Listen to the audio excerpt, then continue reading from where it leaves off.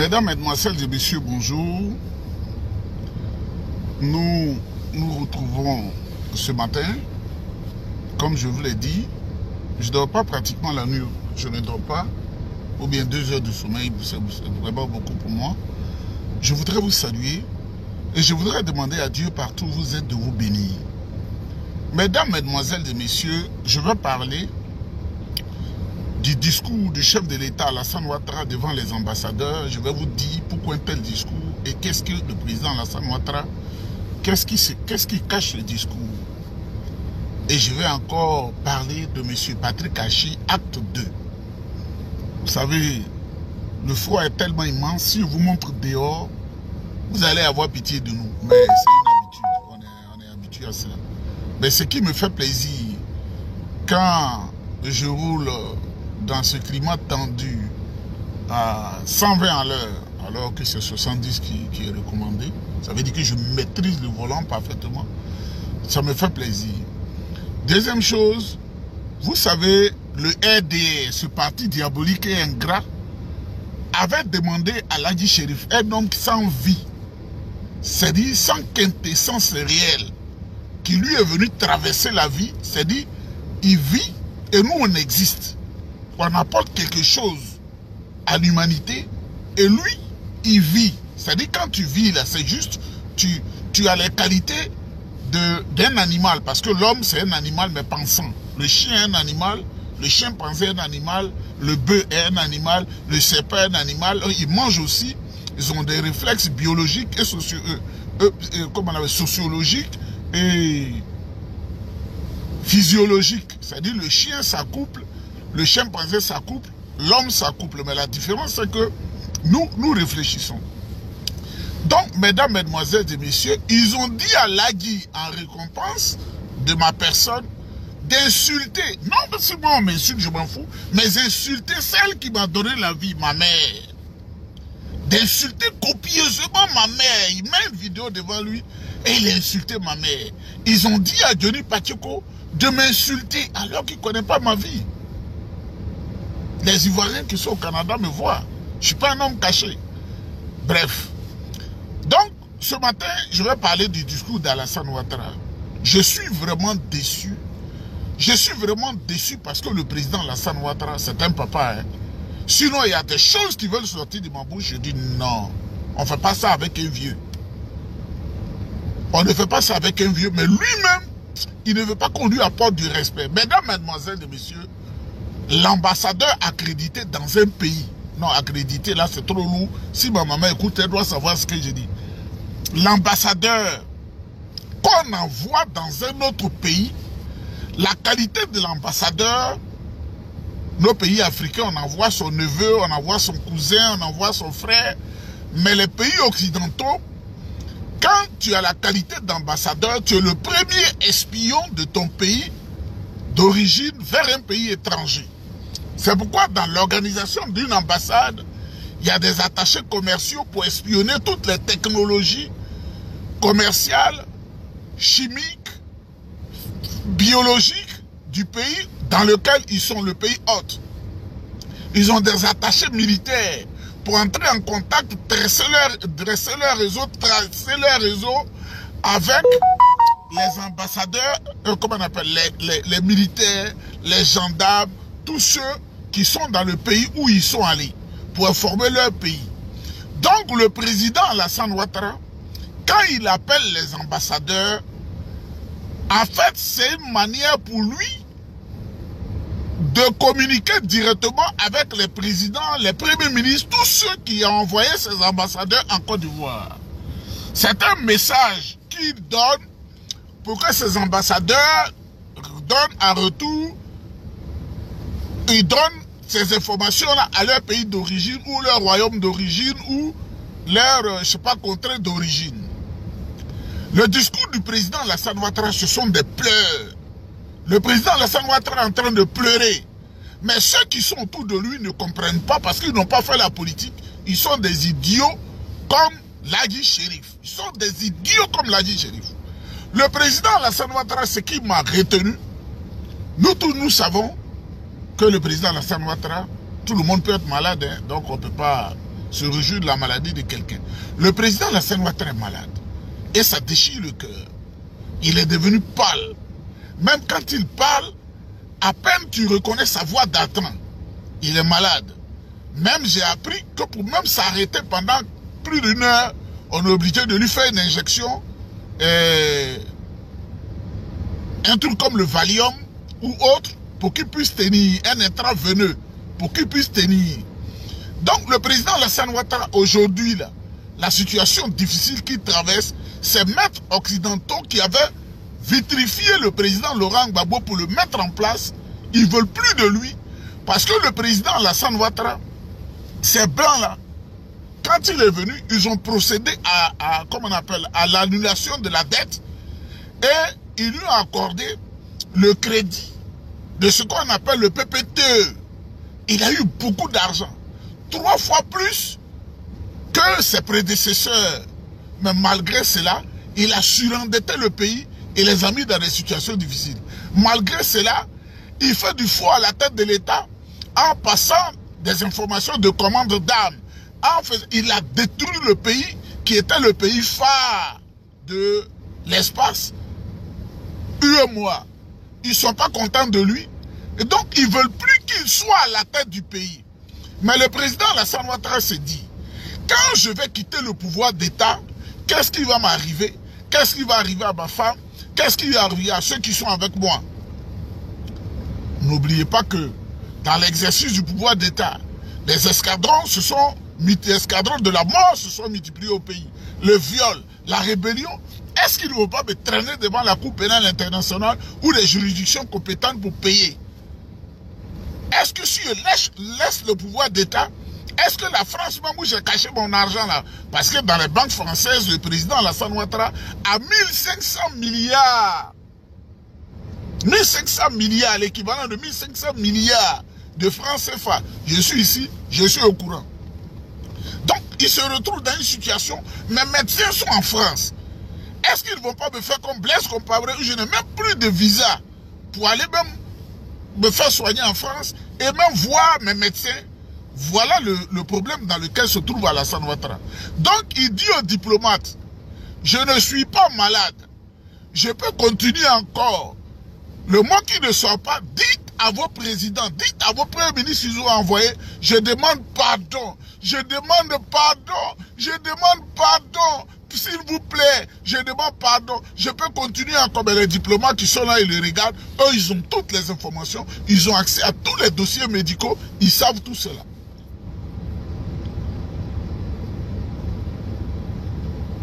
Voilà le président Alassane Ouattara.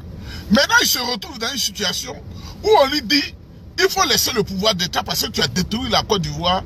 Mais les gens qui sont avec lui, qui le poussent dans le dos là, non, il ne faut pas laisser, voilà ce qui va nous arriver, voilà ce qui... Donc voilà ce que fait Alassane Ouattara. Alassane Ouattara veut contenter ceux qui sont autour de lui en ayant en même temps un méchant esprit. Alassane Ouattara veut faire comme Adolf Hitler. Quand Adolf Hitler était coincé, Adolf Hitler, pour ma maman qui ne comprend pas, c'est dans l'histoire celui qui a envoyé la guerre.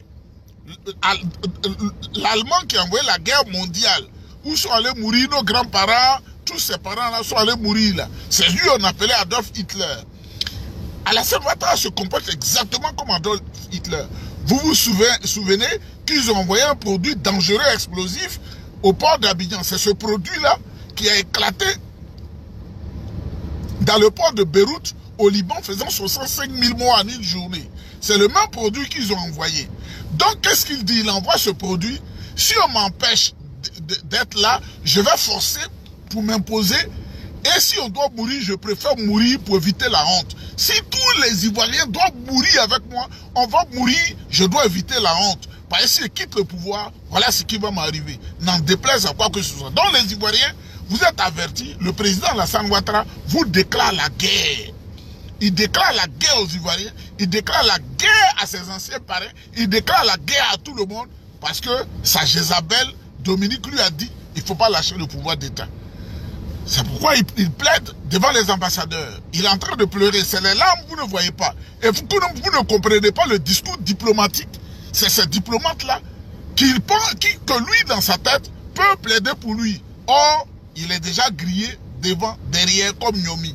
Alassane Ouattara veut vous détruire, après avoir pillé le pays, il veut vous détruire, faire exploser le pays. Et c'est pourquoi, ces temps-ci, les mensonges en lui se sont multipliés. Et regardez ce qu'il a dit le 31 décembre. C'est la même fois une semaine, le président Macron l'a contredit. Et le président Macron a repris les hélicoptères qu'on pavadait dans le ciel ivoirien. Et on dit qu'on les a achetés à coups de milliards. Or, ce sont des hélicoptères français. Les hélicos Airbus H15. Oui, j'ai bonne mémoire. Les hélicos H15. Vous savez que je travaille sur Airbus, donc je sais à peu près la composition de Airbus, mais je ne vais pas dire les qualités du Airbus militaire. Non, non, non, je n'ai pas le droit. Si c'était civil, je peux le dire. Non, mesdames, mesdemoiselles et messieurs, c'est Alassane Ouattara qui est en train de pleurer. Alassane Ouattara est en train de pleurer. Vous savez, quand l'opposition acculait notre papa, le président Faure-Boigny, et puis on se battait auprès de lui, le président Faure-Boigny a fait un discours un peu similaire devant le corps diplomatique. Voilà ce que le président Faure-Boigny a dit en substance. J'ai encore les forces pour continuer.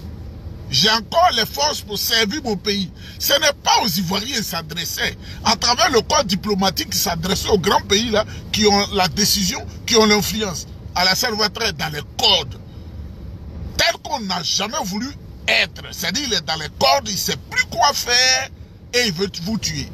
Mesdames, mesdemoiselles et messieurs, vous savez, je vais un peu tôt, parce que je ne prends pas maintenant le déjeuner à la maison, pour écouter la musique de chez nous. Ce matin, j'ai choisi d'écouter longuement à la Thérèse.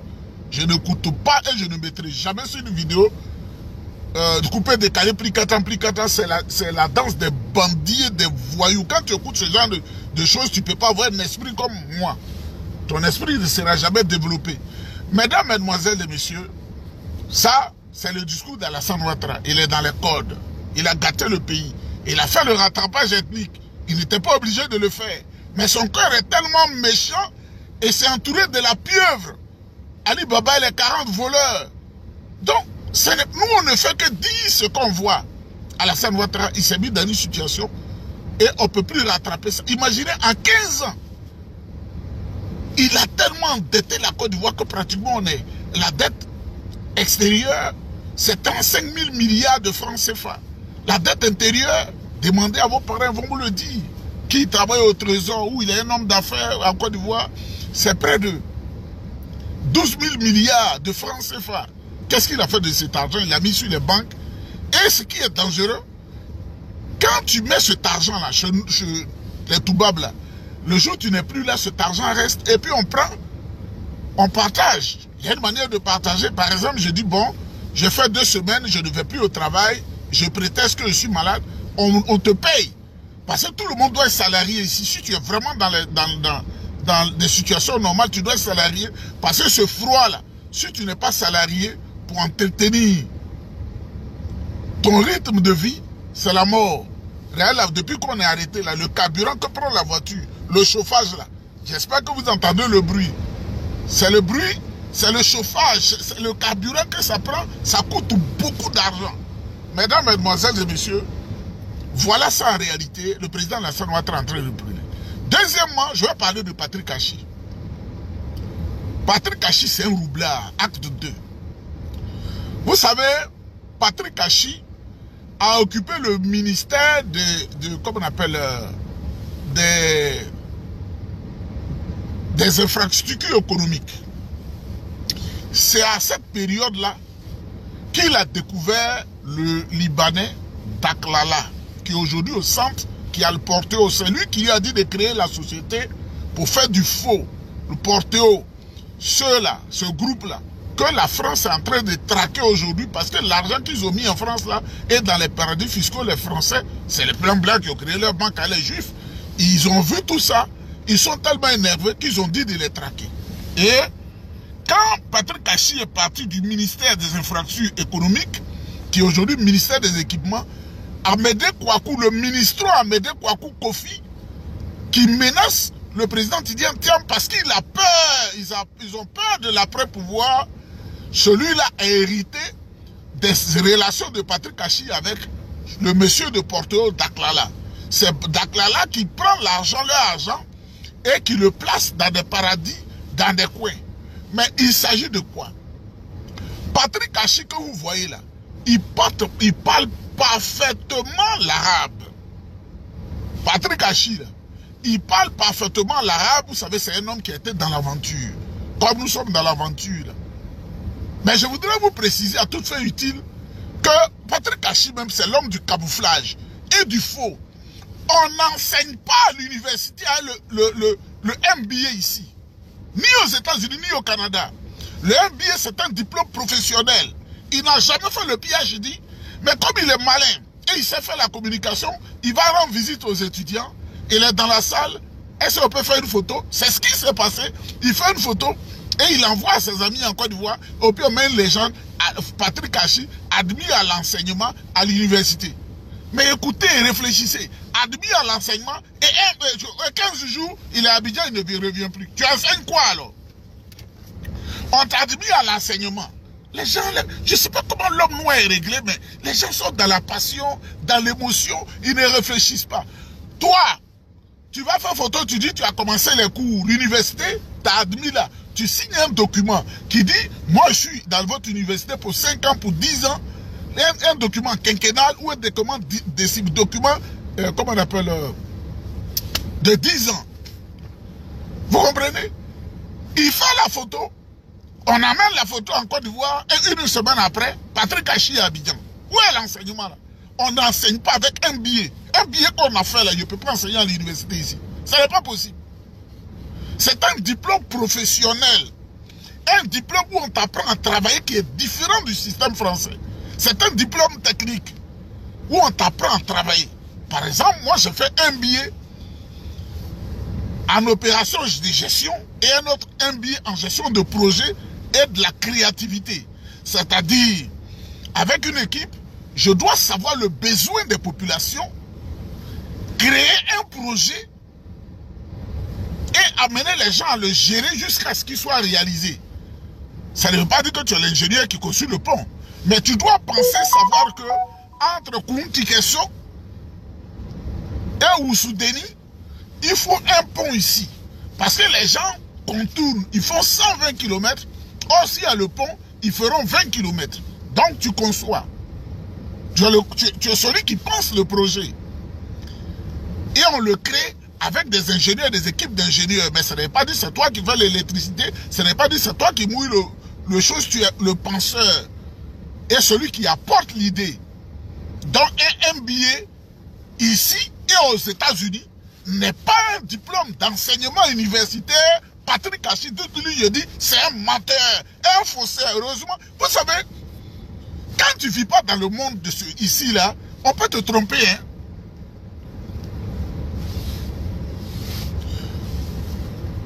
On peut te tromper. On peut te tromper. Donc, Patrick Kachi parle l'arabe.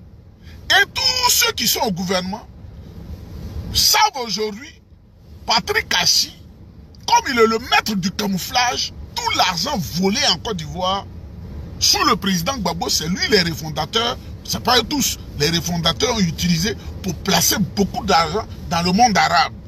Parce que quand il va à la banque, dans le pays arabe, il n'a pas besoin de traducteur, c'est lui qu'ils utilisent.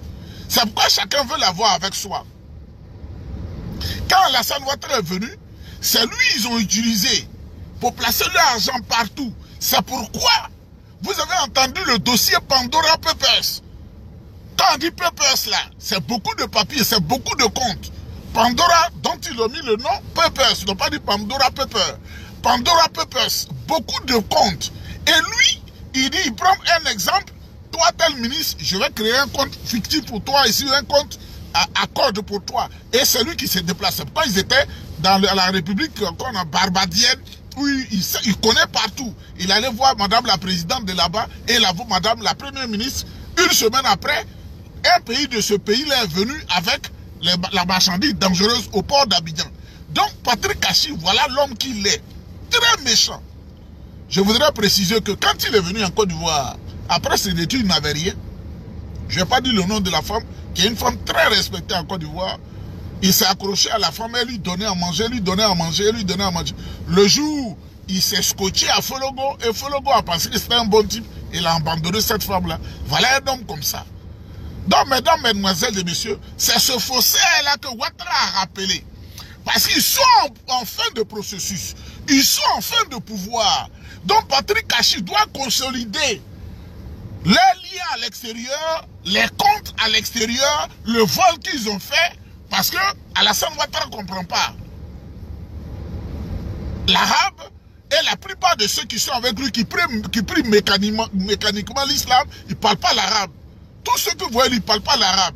Et il ne peut pas confier ces secrets-là à certaines personnes qui sont religieuses, qui étudient en Égypte ou en Arabie Saoudite. Donc Patrick Kachi, on le fait revenir pour dire où on est là. On a un destin commun. Si on ne fait pas attention, tous nos comptes seront bloqués. Ils vont tout nous arracher.